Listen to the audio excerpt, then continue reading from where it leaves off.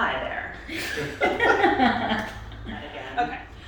Hi, thanks for watching Who You Gonna Call in Central Pennsylvania. We are here today with Chris Patrick from Bob Means Plumbing, and I'm Krista Green with Lawyers Realty, part of the Christine Green and Harmon team. We're talking to Chris today with Bob Means Plumbing. He is a plumber. Tell us about that. I am a plumber, yes. I have been plumbing since I was 15 years old. Just a baby. Got my first job here at Bob Means Plumbing. And you were just telling me this is the 25th Yes. anniversary of Bob Means Plumbing. Tell us a little bit about the history, how you got started, where you are today, and what's changed. Gotcha. 1996, my uncle Bob Means started the company. Basically because he wanted a pay raise. So he left what he was doing and went out and started his own business. We started primarily in residential new construction. That was the bulk of our business then. Fast forward about 20 years, about 5 years ago, we opened a commercial plumbing division.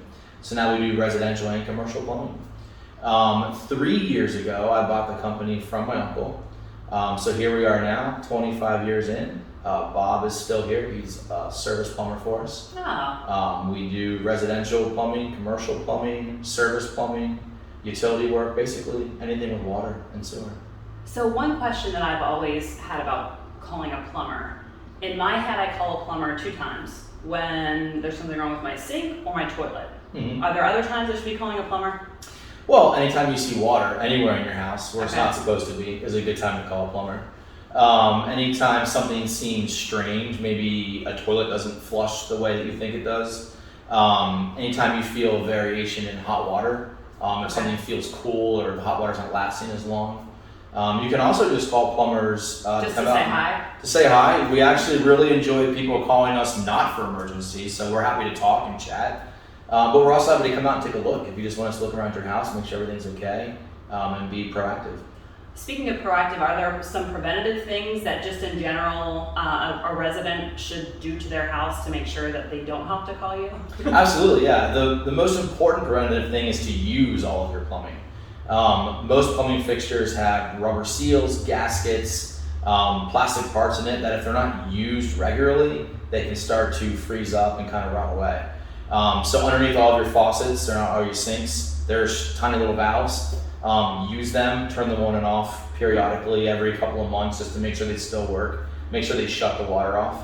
A nice thing about that too is it'll help you recognize problems before they're a problem. So if you turn them off and the water still runs, that's an issue. You might want to call someone before it's an emergency.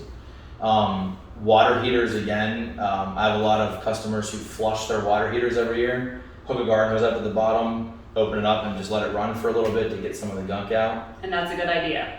Yeah, absolutely. As long as you know what you're doing. Okay. Yeah, I don't need basements full of water because there's nowhere for it to go. But yeah. And if we don't know what we're doing, that's something that we call you and say, hey, we haven't done this in a long time. Is this something we should do, or can you help us? Absolutely, yeah. We do flush water heaters. Okay. We do water heater preventative maintenance. And it definitely does help prolong the life of the water heater. And is it a good idea to call your plumber annually, every other year, and just say, hey, come check out my house? Yeah, I think it's a great idea to call your plumber yearly and just have them come do a quick walk through the house just to make sure. Again, there's things that we're trained to kind of look at and catch before a homeowner might notice. Okay. We can often see signs of leaks that you might not be aware of. Sometimes you might have a leak and it could dry up before you see it, but at least some telltale signs behind that we can kind of recognize and realize it might be a problem. Okay. And if I need to get a hold of you, what's the best way to call you, and do you have a form online? Do you have a 1-800? I think you have a 717 number. Yeah. There's 3 really great ways to get a hold of us. One is to call our office, 717-412-7434. Our admin Jackie, she'll answer the phone, she'll schedule for an appointment, get any information from you that we might need ahead of time. You can also go to our website, bobmeansplumbing.com. We have a contact form on there. Fill that out, it gets emailed right to us, and we'll contact you usually within a day. Okay. Also on Facebook, at Bob Means Plumbing. You can send us a messenger. You can send us a message in Messenger.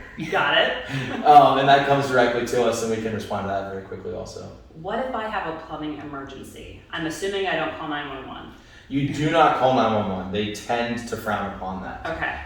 The same things. You can call our office. That's probably the fastest way to get us. Okay. 717-412-7434, and we'll get someone out as soon as we can. And if it's the weekend or if it's in the evening, is there like an auto response that somehow you get a message?